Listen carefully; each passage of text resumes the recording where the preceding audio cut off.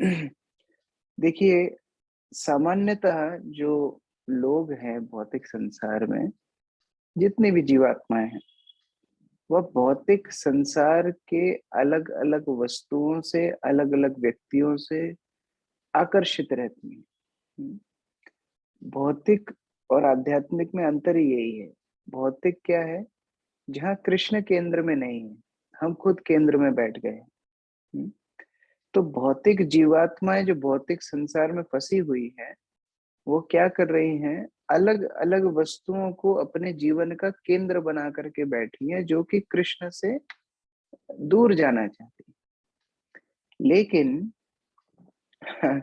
एक पुराना गाना है, बहुत पुराना फ़िल्म का गाना है, जो लोग पुराने गाने सुने होंगे उनको याद होगा।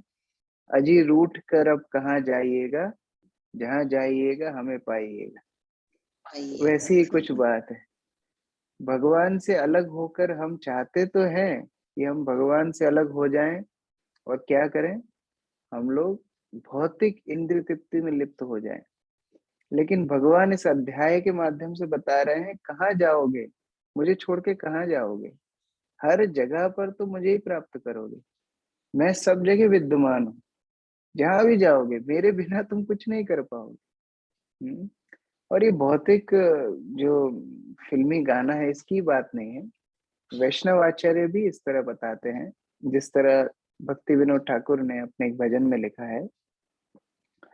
उन्होंने बताया कि मिछे माया बद्ध जीव आशा पाशे फिरे।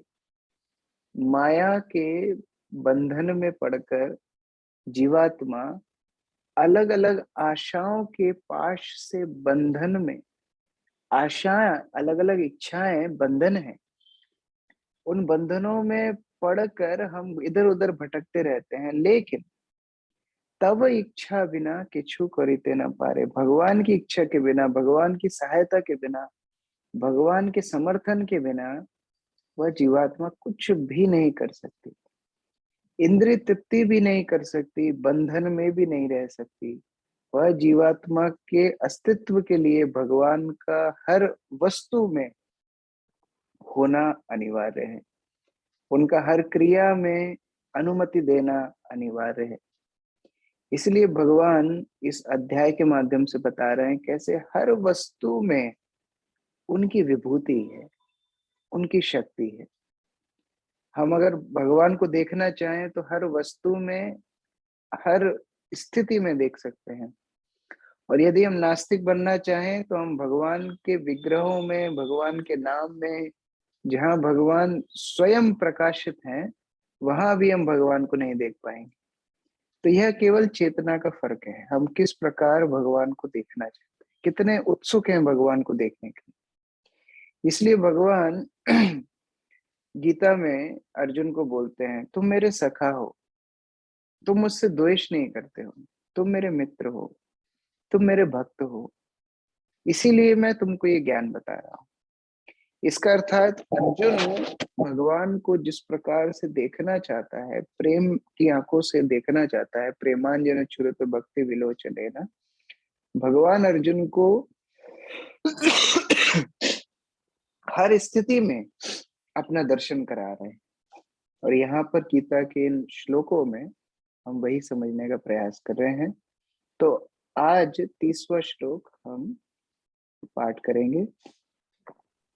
यहाँ पर भगवान अलग-अलग उपमाओं से बता रहे हैं कि वह कैसे अपनी विभूतियों का प्रकाश करते हैं। बता रहे हैं प्रहलादश्चास्मि दैत्यानां, दैत्यों में मैं प्रहलाद हूँ।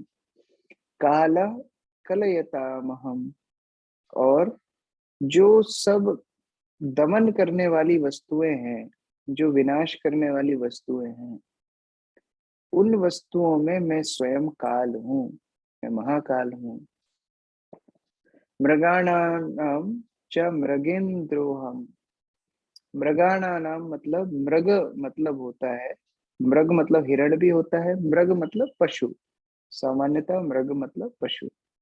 तो पशुओं में मृगेंद्र, मृगेंद्र मतलब मृगों के बीच में इंद्र, यानी कि सिंह, शेर। मैं शेर हूं। और वेन ते यश्च पक्षिणाम, पक्षियों में विनीता का पुत्र गरुण हूं। विनीता कौन है? पक्षियों की माता है, और उनमें सबसे प्रधान पुत्र है वैनतेय। वैनतेय मतलब गरुड़। तो भगवान बता रहे हैं, दैत्यों में मैं भक्तराज प्रहलाद हूँ, दमन करने वालों में काल हूँ, पशुओं में मैं सिंह हूँ, तथा पक्षियों में गरुड़ हूँ।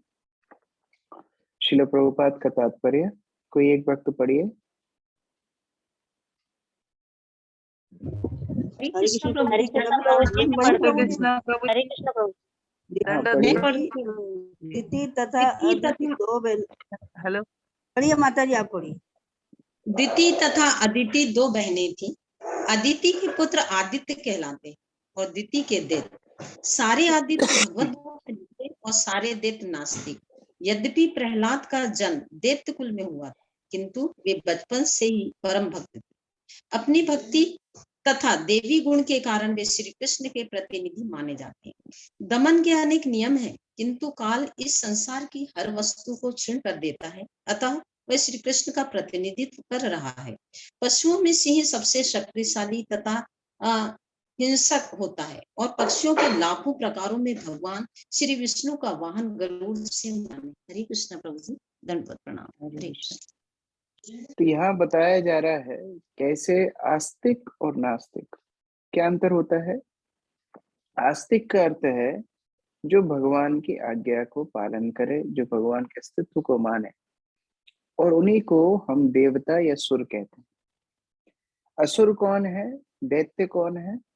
जो भगवान के अस्तित्व को ना माने, जो भगवान की आज्ञाओं का पालन ना करे, उसको हम नास्तिक बोलते हैं।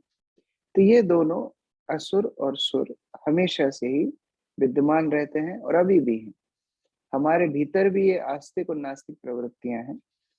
लेकिन अगर हम पारिवारिक रूप से देखें तो पारिवारिक रूप से दो परिवार हैं, एक दिति के परिवार, एक अदिति के परिवार। ये कश्यप की दो पत्नियां हैं, अदिति और दिति। कश्यप की और भी पत्नियां हैं लेकिन ये प्रमुख है। अदिति से जन्म लिया आदित्यों ने। आदित्य मतलब देवता। उन आदित्यों में प्रधान है भगवान विष्णु, उपेंद्र, वामन देव। ये अदिति के गर्भ से जन्म लिए हैं। लेकिन दिति जो भी कश्यप की पत्नी है, उनके जो पुत्र हैं वो हैं दैत्य।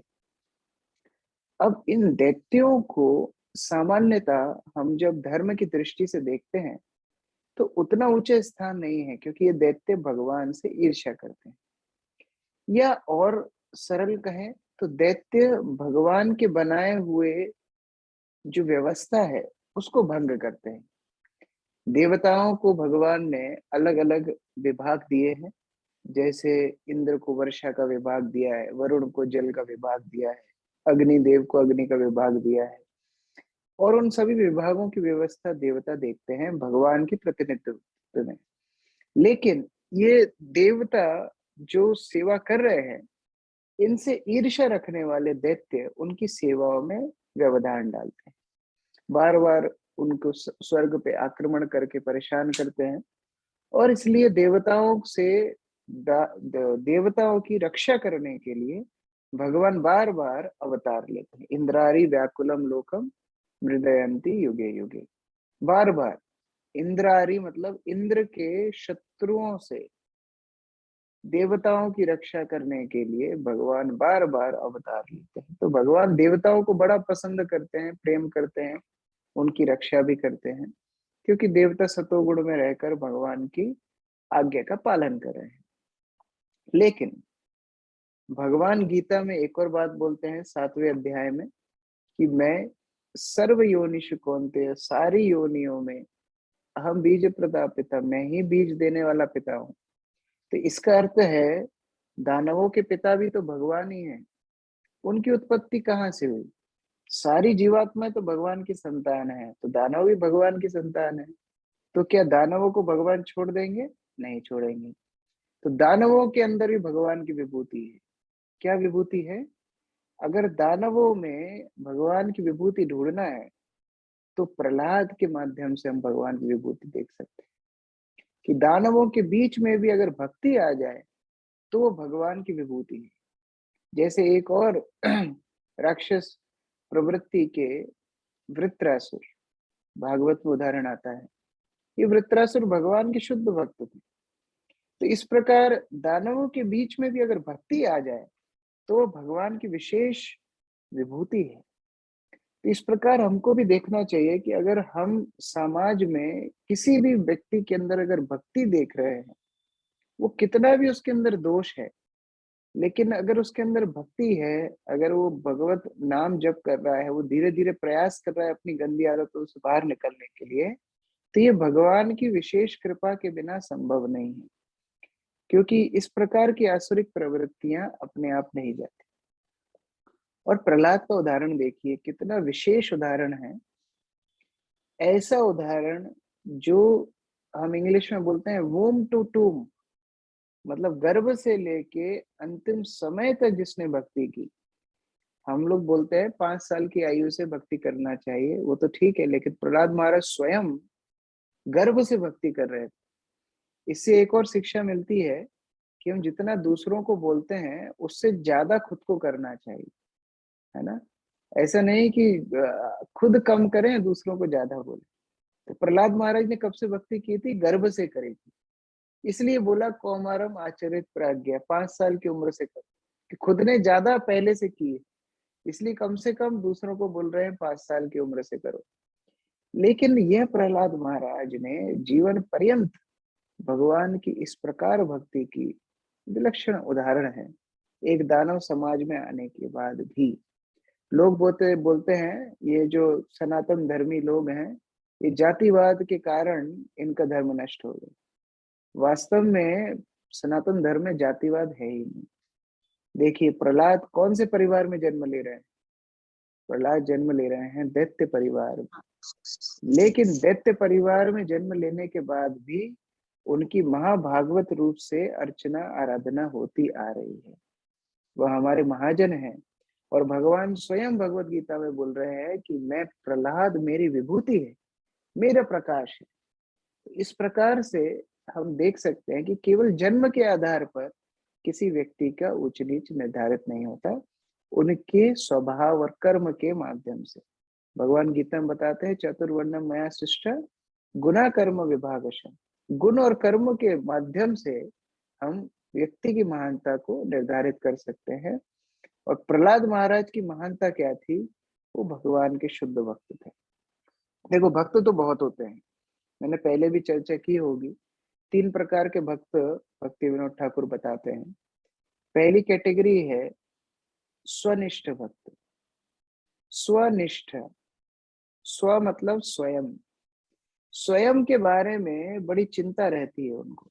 उनको कोई तकलीफ नहीं आनी चाहिए। कैसी तकलीफ? उनको मजा भी करना है और भगवत धाम भी जाना है। उन्हें इस संसार में भी खुश रहना है और उन्हें इस संसार से छूट के भगवान की भक्ति भी करना है। तो ऐसे भक्त कौन होते हैं? मैक्सिमम ऐसे ही भक्त होते हैं। हम सब उसी कैटेगरी में आते हैं। हमको मजा भी करना है, हमको अपनी सारी आदतें भी करते रहना है, सारे सब करते हुए भक्ति भी करना है।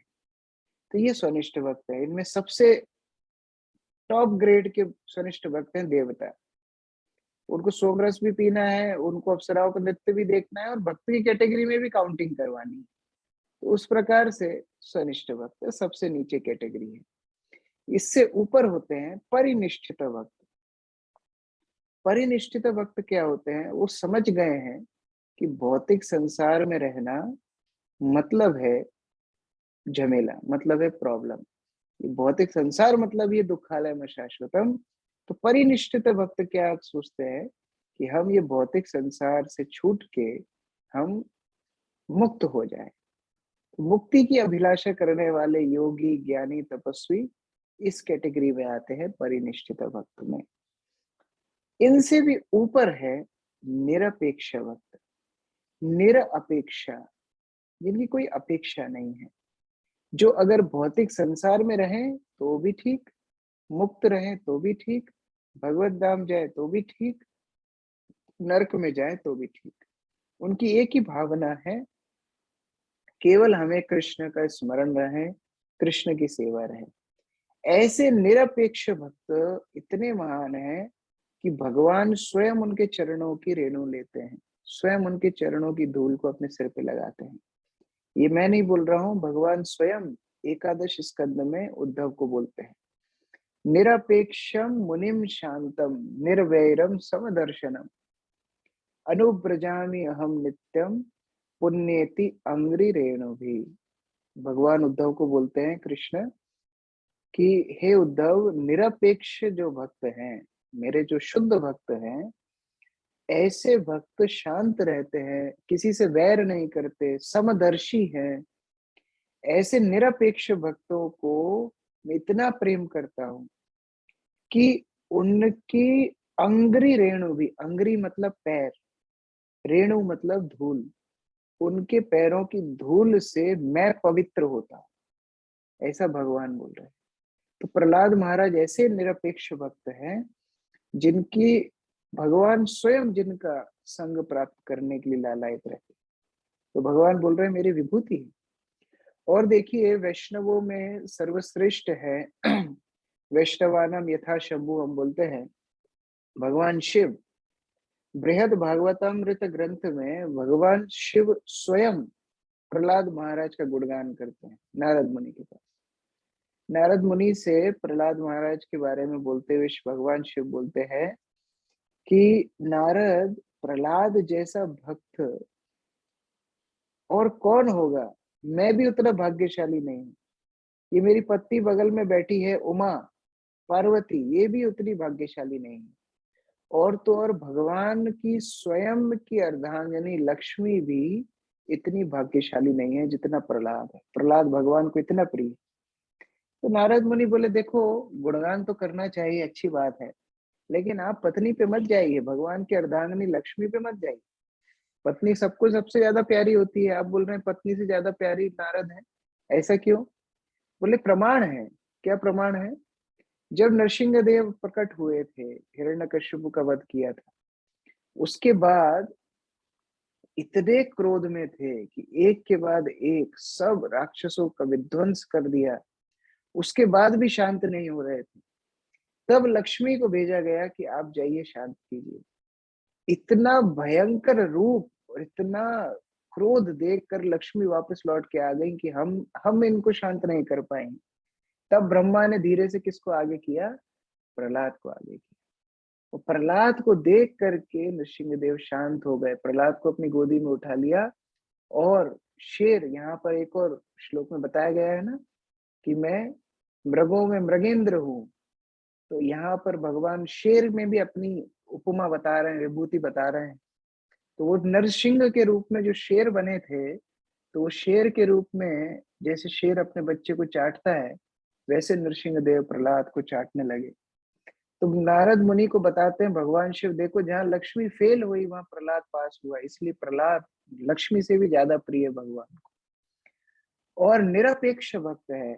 जब नरसिंह देव ने बोला कि आप वरदान मांगिए, तो प्रहलाद क्या बोलता है कि हम कोई बनिया नहीं है, बिजनेसमैन नहीं है, आप हमको वरदान मत दीजिए, अगर कुछ देना चाहते हैं तो ये दे दीजिए कि हमारी मांगने की इच्छा खत्म हो जाए, हम केवल आपकी शुद्ध भक्ति करें।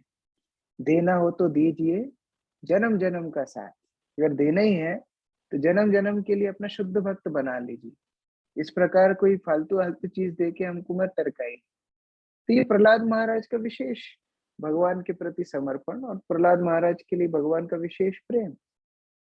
उसके बाद प्रहलाद महाराज का गुणगान करते भगवान शिव और आगे बताते हैं बृहद भागवतामृत में, उसमें बोलते हैं देखो, बलि, जो महाराज बलि थे, उन्होंने अपने गुरु का त्याग कर दिया और दैत्यों को साम्राज्य दिलाने के लिए देवताओं को स्वर्ग से भगा दिया। इतना सब करने के बाद भी भगवान वामन देव उनके नित्य रूप से चौकीदार बन गए। तो ऐसा कौन है जिसके गुरु का जिसने त्याग किया हो, जिसने देवताओं से लड़ाई की हो, यह सब करने के बाद भी भगवान उसके चौकीदार बन गए, ऐसा उदाहरण कोई और है? नहीं है। क्यों ऐसा हुआ? क्योंकि वह बलि भगवान प्रहलाद का पोता था। केवल प्रहलाद के लिए बलि महाराज को कृपा। तो प्रहलाद जैसा प्रिय और भगवान का कौन होगा? और आगे चल के उसी परिवार में बाणासुर, बाणासुर जिसने इतना उत्पात मचाया, भगवान शिव को भी परेशान कर दिया, उसको भी भगवान कृष्ण जा करके कृपा दे करके आते हैं। तो एक ही परिवार में इतने सारे लोगों पे कृपा क्यों दी? क्योंकि प्रहलाद से भगवान इतना प्रेम करते हैं जितना किसी से नहीं करते। और बोलते बोलते भगवान शिव इतना तक बोल गए कि देखो, जो बाकी साधु संत समाज है, वो इस बात को इतना पसंद नहीं करेगा कि तुम और मैं, यानी कि नारद और शिव प्रहलाद के सामने झुक रहे हैं, जो एक सामान्य गृहस्थ जैसा है, जो एक छोटे बच्चे के रूप में भगवान को भक्ति किया है। संत समाज इसको इतना ज्यादा पसंद नहीं करेगा कि भगवान शिव और नारद जैसे व्यक्ति इनके सामने झुक रहे हैं। फिर भी जब तुम प्रहलाद के सामने जाओ, तो झुकना, प्रणाम करना, और वो प्रणाम करने से चूकना नहीं। अब देखिए, प्रहलाद कौन है? प्रहलाद नारद मुनि का शिष्य है। हाँ, नृसिंह देव के सामने क्या बोल रहे हैं? नरसिंह देव के सामने बोल रहे हैं ना कि आपको प्राप्त करने के बाद भी मैं उन नारद मुनि को कैसे भूल जाऊं जिन्होंने मुझे आपका रास्ता दिखाया। ये प्रहलाद महाराज ने प्रार्थना की नरसिंह देव से। तो नरसिंह देव के सामने प्रहलाद नारद का गुणगान कर रहे हैं, और यहाँ शिव जी बोल रहे हैं कि नारद मुनि, भले ही आप गुरु हो प्रहलाद के, कोई बात नहीं, लेकिन फिर भी प्रहलाद भगवान को इतना प्रिय है कि जब आप उससे मिलें तो उसको प्रणाम करने से चूकना मत। वो इतना महान भक्त है, भले ही संत समाज इसको स्वीकार ना करे, लेकिन शिव बोल रहे हैं मैं और आप भी प्रहलाद को प्रणाम करना चाहिए, इतना शुद्ध भक्त है।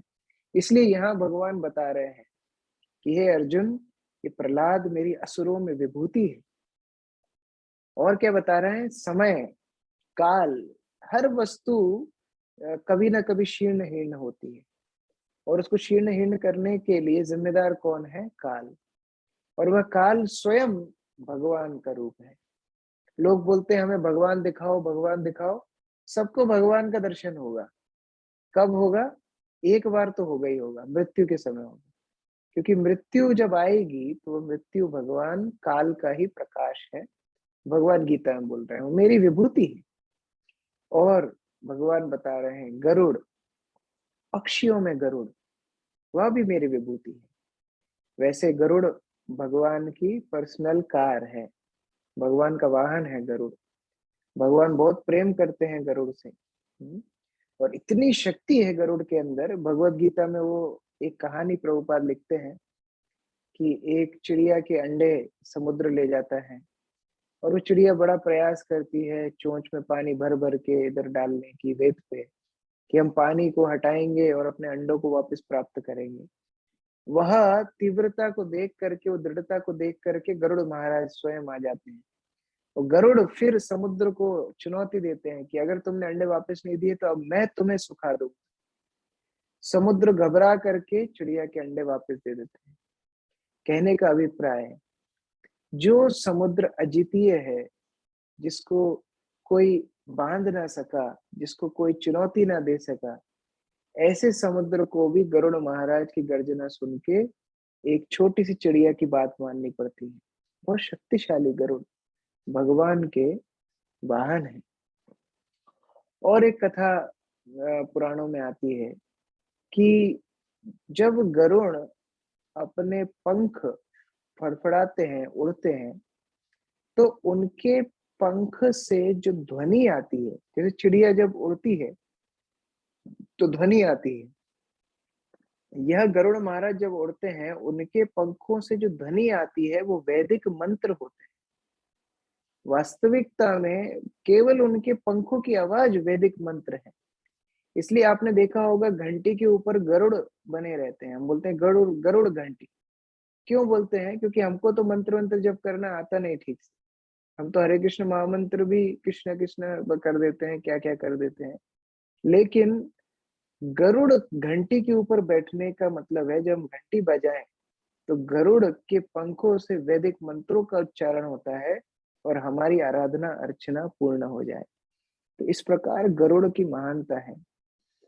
भगवान के बहुत प्रिय गरुड़, आपको पता है दशम स्कंद भागवत में कथा आती है कैसे गरुड़ महाराज जब शौबरी मुनि तपस्या कर रहे थे यमुना के तट पर एक कुंड के अंदर बैठ करके, गरुड़ महाराज वहां पर आया करते थे प्राय, उनको बड़ा अच्छा लगता था और वहां की मछलियों को कभी कभार गरुड़ महाराज खा लेते थे। तो ये शौबरी मुनि बैठ के देखता है, अरे ये कौन है जो हमारी मछलियों को परेशान कर रहा है, और गरुड़ को ही श्राप दे डाला। क्या श्राप दे डाला कि अगर आप इधर आएंगे तो आपकी मृत्यु हो जाएगी। देखो, अगर आप आकाश की तरफ थूकेंगे तो क्या होगा, आकाश गंदा थोड़ी होगा, वो थूक हमारे ऊपर ही गिरेगा।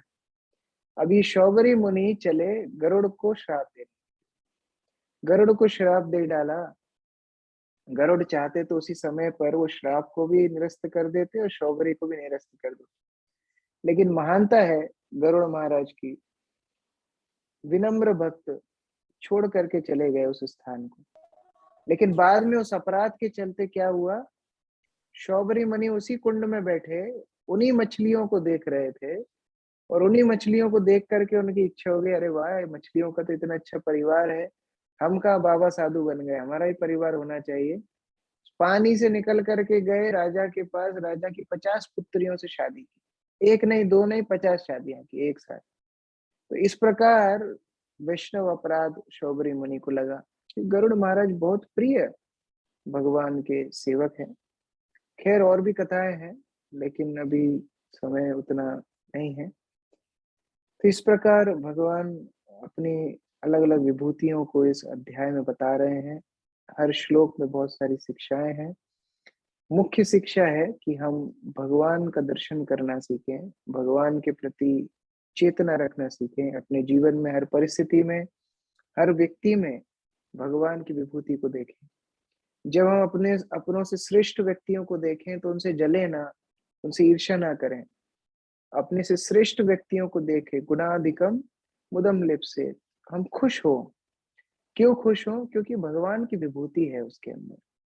जब तक भगवान की विभूति उसके अंदर ना होती वो कुछ विशेष कार्य ना कर पाता। तो किसी व्यक्ति से ईर्ष्या करने का मतलब है भगवान से ईर्ष्या करना। इसलिए हमें प्रसन्न होना चाहिए दूसरों की सफलताएं देख करके, दूसरों को आगे बढ़ता देख करके। भगवान की विभूति है, उनके प्रति अच्छी भावना रखना मतलब है भगवान का गुणगान करना। इस प्रकार अनेक अनेक माध्यमों से भगवान जीवात्माओं को आकर्षित कर रहे हैं कि हम किसी प्रकार उनकी सेवा भक्ति में लगें और अपने जीवन को सफल बनाएं। हरे कृष्ण। जगत गुरु श्रील प्रभुपाद की जय, समवेत भक्त वृंद की जय, श्रीमद् भगवद गीता यथारूप की जय, निताय गौर प्रेमानंदे। हरि हरि हरे कृष्ण। किसी का कोई प्रश्न है? Any question? हाँ सचिन प्रभु जी। Hare Krishna, Prabhuji, Sandat Pranam. First of all, thank you very much giving time. Prabhuji, simultaneously एक तो आपने 3 प्रकार के जो भक्त कैटेगरी बताई है। पहली बार वो सुना है कि स्वनिष्ठ भक्त, परिनिष्ठ भक्त और निरपेक्ष भक्त। निरपेक्ष भक्त तो सर्वोत्तम है, वो तो आपने गुणगान कर दिया। क्या परिनिष्ठ भक्त भगवत धाम जाने के योग्य हो, मतलब उनकी कैटेगरी होती है? और इसके साथ ही साथ मेरा प्रश्न ये भी था कि जैसे आप भगवान का जो श्री भगवान का ईश्वर है, इसको जब ध्यान से पढ़ा है तो पहली बार लगा कि सभी विभूतियां, समस्त संसार काल, चाहे आसुरी प्रवृत्ति के लोग हो चाहे जीव हो, सभी भगवान की कृतियां हैं, भगवान को निर्मित है।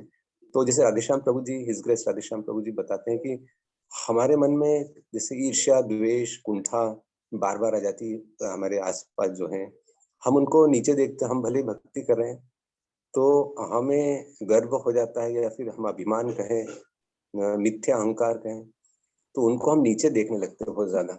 तो उन्होंने ये कहा था कि सामने उस व्यक्ति को देखो, उसके अंदर जीवात्मा भी है, परमात्मा भी है।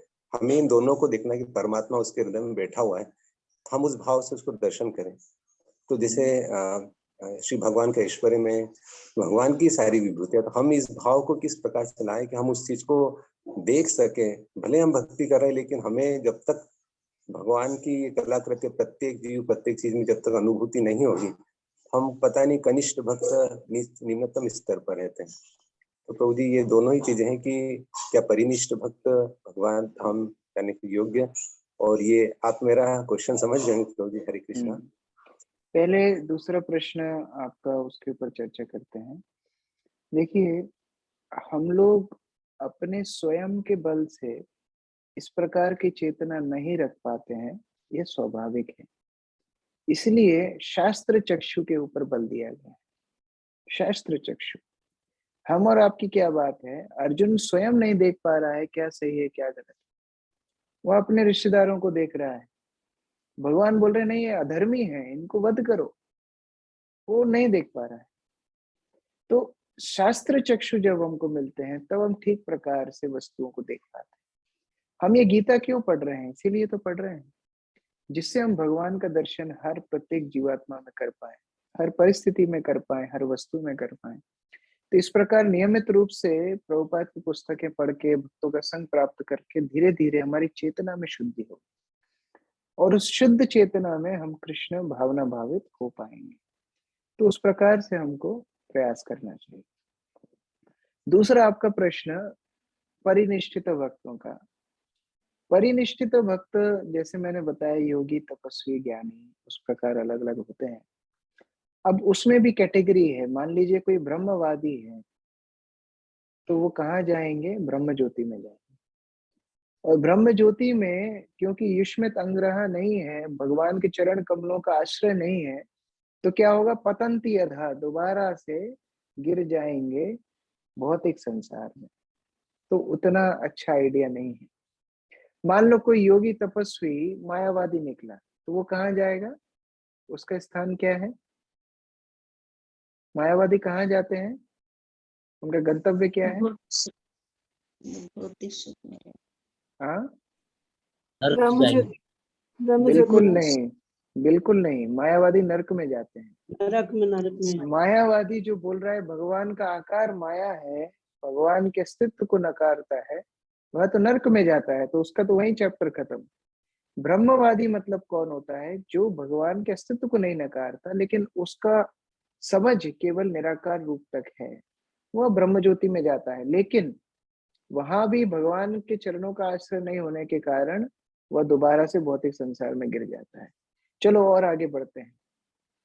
ऐसा योगी जो चतुर्भुज रूप नारायण को अपने हृदय में दर्शन कर लेता है अष्टांग योग के माध्यम से, ऐसा योगी कहाँ जाएगा? उसका गंतव्य क्या है? गोलोक धाम प्रभु जी, स्वर्ग में जाएगा, वैकुंठ धाम जाएगा। स्वर्गलोक। वैकुंठ, वैकुंठ जाएगा। जिसने भगवान का दर्शन हृदय में कर लिया है, भगवत धाम जाएगा, लेकिन वैकुंठ में, गोलोक वृंदावन में नहीं। वैकुंठ जाना अच्छा है या बुरा है? अच्छा, ब्रह्म ज्योति, ब्रह्म ज्योति में से, ब्रह्म ज्योति में से और वैकुंठ में से क्या अच्छा है? वैकुंठ। ब्रह्म ज्योति। क्यों ब्रह्म ज्योति क्यों अच्छी है? वैकुंठ अच्छा है। पूर्ण रूप से ईश्वर को समझ। ब्रह्म ज्योति से ज्यादा श्रेष्ठ है वैकुंठ। लेकिन दूसरा एक और एस्पेक्ट है। ब्रह्म ज्योति से आप वापस आ जाएंगे, उसके बाद भी चांस है कि भक्त मिले जाएंगे और आप गोलोक वृंदावन जा सकते हैं। लेकिन आ रहा था कि कैसे ब्रह्म ज्योति से व्यक्ति पुनः भौतिक जगत में आ जाएगा, फिर भक्तों का संग प्राप्त होने की संभावना है कि भक्तों का संग पुनः प्राप्त हो जाए और वो गोलोक वृंदावन चला जाए। लेकिन वैकुंठ जो जाएगा, वैकुंठ पे दूसरा प्रिंसिपल लगता है। कौन सा प्रिंसिपल लगता है?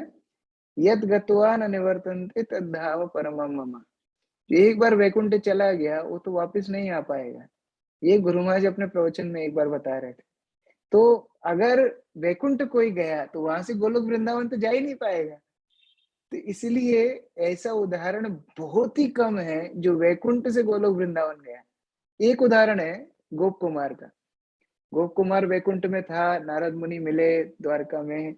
नारद मुनि को बोला मेरा मन नहीं लगता है, मुझे तो नंद नंदन कृष्ण के पास वृंदावन जाना है। फिर नारद मुनि उनको दोबारा से पृथ्वी लोक पे लाते हैं, यहाँ पर भू वृंदावन में तपस्या करते हैं, भक्ति करते हैं, फिर गोलोक वृंदावन वो पहुंचते हैं। कहने का तात्पर्य, परिनिष्ठित भक्त कभी भी गोलोक वृंदावन नहीं पहुंच सकते जब तक वो निरपेक्ष नहीं बनेंगे, शुद्ध नहीं बनेंगे, जब तक शुद्ध भक्त की कृपा नहीं मिलेगी, तब तक गोलोक वृंदावन वो नहीं पहुंच पाएंगे। इसीलिए निरपेक्ष भक्त, शुद्ध भक्तों के चरण रेणु से ही भक्ति मिलती है। शुद्ध भक्त चरण रेणु भजन अनुकूल। ये भजन भक्ति केवल शुद्ध भक्त, निरपेक्ष भक्तों की कृपा से ही मिलती है। ठीक है। दूसरा कौन? सीता माता जी। हरे कृष्ण। हरे कृष्ण प्रभु जी, दंडवत प्रणाम, सभी को दंडवत प्रणाम। तो सचिन प्रभु ने जो पूछा क्वेश्चन तो मेरा भी था प्रभु जी कि परिनिष्ठ भक्त क्या भगवत धाम जा सकता है, और आपने बहुत अच्छे से समझाया। लेकिन मेरा प्रश्न ये है प्रभु जी कि हम भौतिक संसार में हैं और आप ही लोगों की कृपा से हम भक्ति में आए हैं, मन को इतना भक्ति में लगाते हैं और जो नियम बता रहे हैं वो नियम भी करते हैं, उसके बाद भी हृदय में हम नहीं चाहते कि कुछ ऐसे विचार आए जो हम खुद नकारते हैं, लेकिन जाप करते समय फिर भी वो विचार आ जाते हैं, वो चित्र सामने आ जाते हैं। ऐसा क्यों होता है? ऐसा क्यों होता है प्रभु जी? मैं इससे बहुत परेशान हूँ।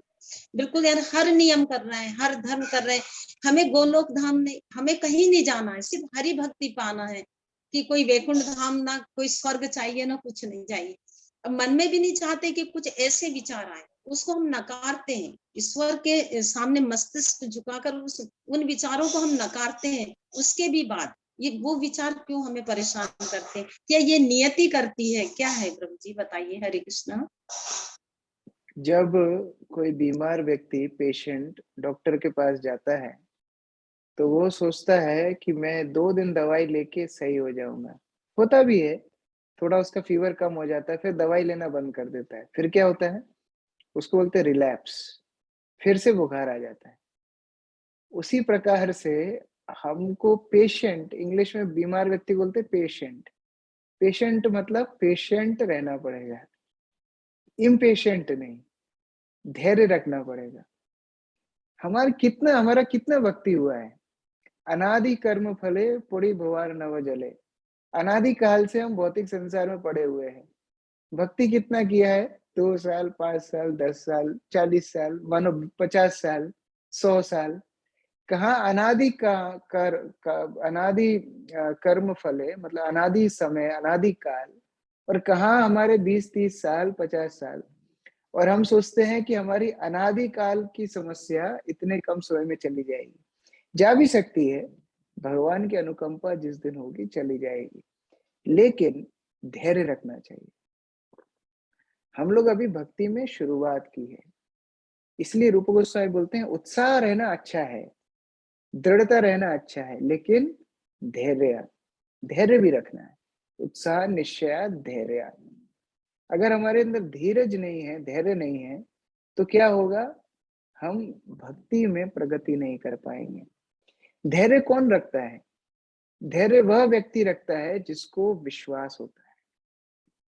देखिए, मान लीजिए आप प्रसादम की लाइन में लगे हैं। हाँ, अभी आप मंदिर आए जन्माष्टमी पे, आपने पूरा उपवास किया 12 बजे तक, और महाआरती के बाद आप अनुकल्प प्रसाद की लाइन में लगे हैं। अब 2 तरह के भक्त हैं। एक को पता है कि बहुत सारा प्रसाद है, 1000 लोगों का प्रसाद बना है, लेकिन लाइन में केवल 200 लोग ही हैं। वो शांति से खड़ा रहेगा, उसको पता है प्रसाद बचने ही वाला है। लेकिन कुछ दूर पीछे लाइन में किसी ने अफवाह फैला दी कि प्रसाद खत्म होने वाला है। अब क्या होगा? अब अधैर्यता आएगी, अब भगदड़ मचेगी, अब सब आगे जाना चाहेंगे। अरे 1 दिन पूरा फास्टिंग किया, अभी भी प्रसाद खत्म हो जाएगा तो हमारा क्या होगा? नहीं खाएंगे तो आज ही मर जाएंगे, कल प्रभुपाद की व्यास पूजा कैसे मनाएंगे? इतनी अधैर्यता आ जाएगी, तब हम लोग इधर उधर भागना शुरू करेंगे। विश्वास जिसको है वो धैर्यता से रहता है। उसी प्रकार से भक्ति में यदि हमें विश्वास है कि हाँ, गुरु कृष्ण हमारा उद्धार करेंगे, हमें जितना बोला है हम उतना करेंगे, तो गुरु कृष्ण हमारा उद्धार करेंगे, बस यही विश्वास अगर है तो भक्त धीरज से, शांति से रहता है। इसलिए प्रहलाद महाराज के गुणगान करते हुए जो मैंने श्लोक बताया था निरपेक्ष भक्तों का, उसमें भगवान ने प्रथम जो क्वालिटी बताई, गुण बताई, वो यही बताया, निरपेक्ष मुनिम शांतम। निरपेक्ष भक्त का पहला गुण है वो शांत है, वो धैर्यता रखता है। तो उस प्रकार से जैसे शबरी भगवान राम की प्रतीक्षा में कितने धैर्यता रखी, कितना पेशेंस रखा, तो उस प्रकार की जब भावना हमारे अंदर रहेगी तब गुरु कृष्ण हमारा उद्धार जरूर करेंगे। तो भगदड़ मचाने की जरूरत नहीं है, अधैर्य होने की जरूरत नहीं है। भगवान के ऊपर विश्वास रख के हमारी भक्ति कार्य में हम संलग्न रहें और गुरु कृष्ण हमारा निश्चित सदगति करेंगे, उद्धार करेंगे। ठीक है, हरि हरे बोल। हरे कृष्ण। बहुत अच्छे से ठीक है। समझाया प्रभु जी। हरे कृष्णा। आयुष प्रभु। हरे कृष्ण प्रभु जी, दंडवत प्रणाम। दंडवत प्रणाम।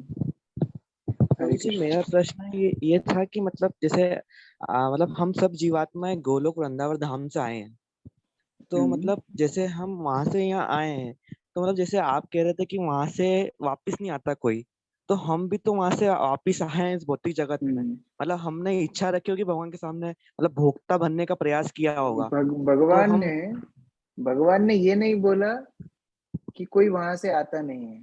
भगवान ने बोला है यत गतवान अनिवर्तन्ते, जो वापस जाता है वो नहीं आता है। अंतर समझ रहे हैं? एक बार दूध का जला छाछ भी फूक फूक के पीता है। अभी एक बार गलती कर ली, अब जब वापस जाएंगे आपको याद आएगा कि मैं आयुष था और मैं भौतिक संसार में था और त्रिताप ने मुझे इतना पिटाई मारा, दोबारा आने की इच्छा नहीं होगी। तो ऐसा व्यक्ति जो एक बार ये भौतिक संसार की लात खा के दोबारा भगवत धाम चला गया, यत गत्वा न निवर्तन्ते, वो वापस कभी नहीं आने की इच्छा करेगा। तो उस प्रकार से भगवान गीता में बताते हैं। लेकिन भगवत धाम से हम लोग कैसे आए? भगवान से द्वेष करके आए। और ये एक एक स्वप्न के जैसा है।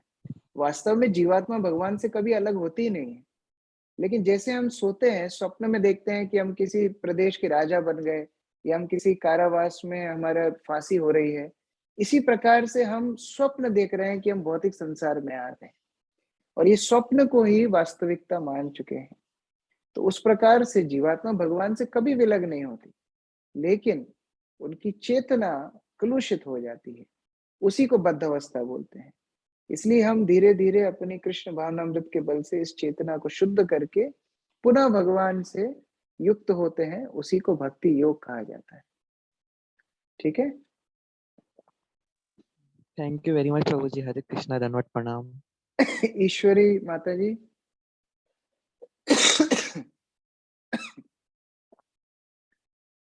ईश्वरी माता हरे जी। कृष्ण प्रभु जी, दंडवत प्रणाम। हरे कृष्ण। प्रभु जी, मेरा एक प्रश्न है कि आपने बताया कि भगवान के धाम में ऐसे ही कोई नहीं जा सकता, तो जैसे 4 कुमार गए, या फिर जो सत्यवती माता सत्यवती थे, वेद व्यास जी के नाना जी, उनको भी वहां पे ले जाया गया, ब्रह्मा जी, शिव जी और अन्यों के साथ में, तो उसको किस प्रकार समझे हम? देखिए, इसको दो तरह से समझ सकते हैं। पहली बात, चतुष कुमार कोई साधारण बच्चे नहीं है। चतुष कुमार भगवान के शुद्ध भक्त हैं, हमारे आचार्य हैं। 4 परंपराओं में से एक परंपरा शुरू होती है चतुष कुमारों से, कौमार संप्रदाय। तो भगवान के शुद्ध भक्त हैं, महाजन हैं, तो उस प्रकार से शुद्ध भक्त हैं, पहली बात। दूसरी बात, हर व्यक्ति गोलोक वृंदावन तक या वैकुंठ तक नहीं पहुंचता है। भौतिक संसार में भी भगवान का एक एक्सटेंशन सेंटर है। जैसे एम्बेसी होती है, दूतावास होता है, वैसे ही एक एक्सटेंशन सेंटर है जो श्वेत द्वीप, भगवान का श्वेत द्वीप, जहाँ ध्रुव महाराज भी रहते हैं, ध्रुव लोक भी है, वहां तक देवता भी पहुंच सकते हैं, वहां तक ऋषि मुनि भी पहुंच सकते हैं। आपने कई बार टीवी सीरियलों में देखा होगा कि सारे देवता मिल करके गए हैं भगवान विष्णु के पास प्रार्थना करने। तो क्या देवता भगवत धाम पहुंच गए? नहीं, वो लोग जाते हैं श्वेत द्वीप में। श्वेत द्वीप भगवत धाम का एक एक्सटेंशन है भौतिक संसार में, क्षीर सागर, जहां भगवान क्षीरोदक्षाई विष्णु रहते हैं।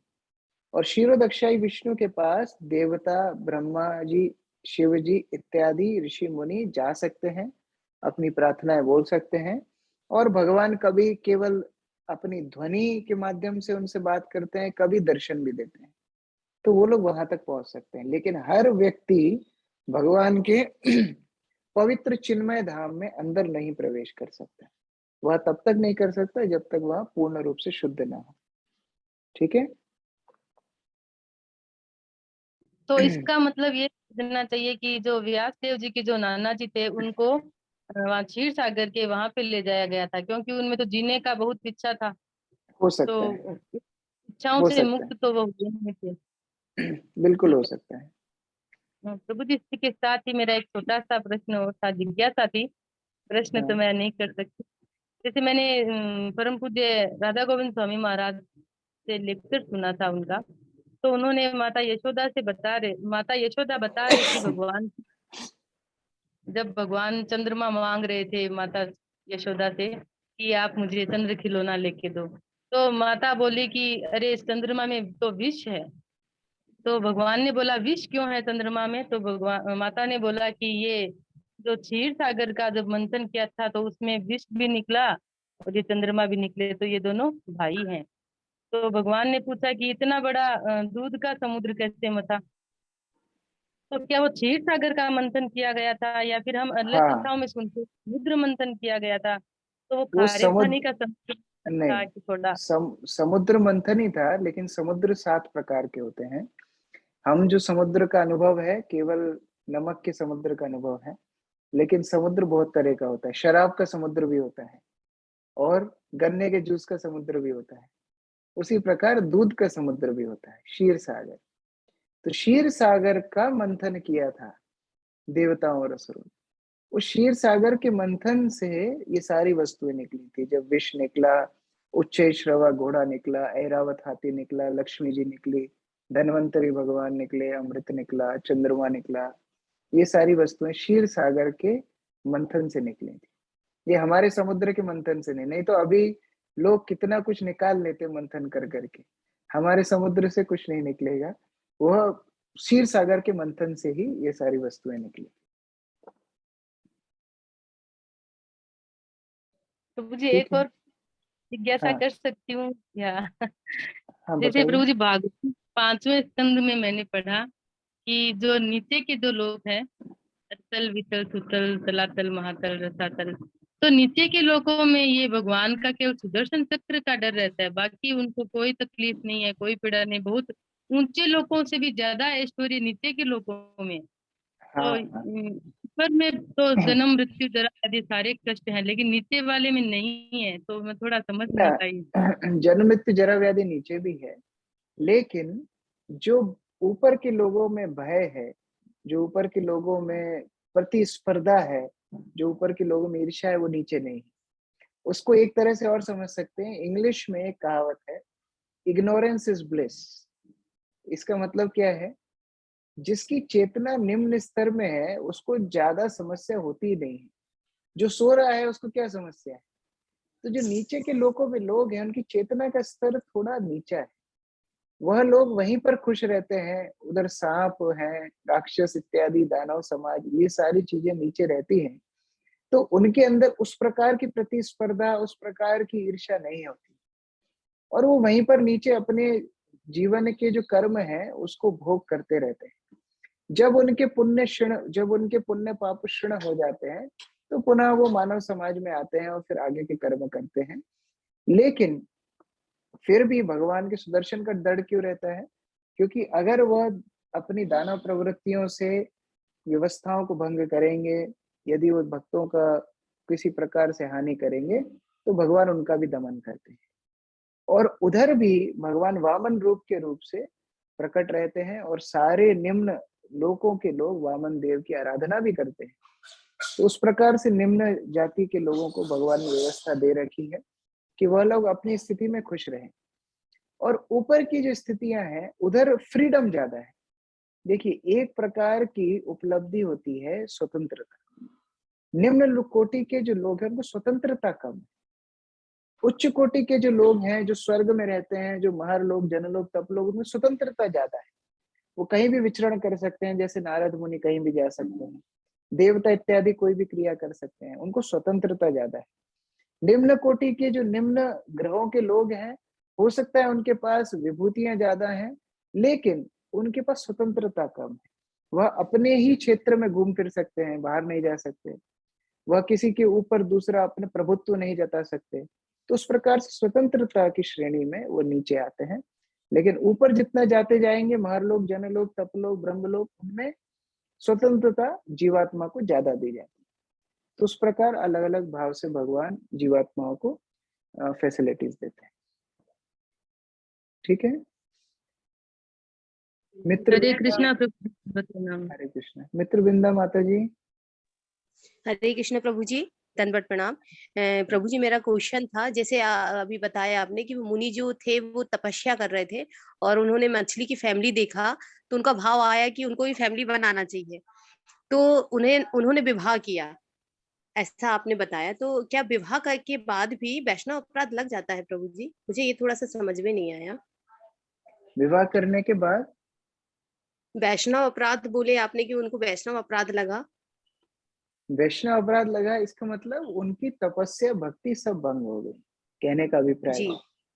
अगर विवाह जी के बाद भी उस प्रकार की भक्ति करते तो कोई बात नहीं थी, लेकिन विवाह जी करने के बाद सब कुछ भूल गए और 50 पत्नियों के साथ एकदम इंद्रिय तृप्ति में लिप्त हो गए, इसका मतलब ही है वैष्णव अपराध के कारण उनकी भक्ति खत्म हो गई। अगर विवाह के बाद प्रहलाद महाराज के जैसे, ध्रुव महाराज के जैसे भक्ति करते हैं तो कोई बात नहीं, उस प्रकार से अंतर है। जी, थैंक यू प्रभु जी। हरे कृष्णा। ठीक है, तो बहुत बहुत धन्यवाद। बहुत ज्यादा समय आज मैंने ले लिया, मैं क्षमा चाहता हूँ। और ठीक है, अगले हफ्ते फिर मिलेंगे। हरे कृष्णा। श्री प्रभुपाद की जय। समवेत भक्त वृंद हरे की जय। कृष्णा प्रभु कृपा हरे कृष्णा प्रभु जी, की दंडवत प्रणाम। जय। बताइए। धन्यवाद।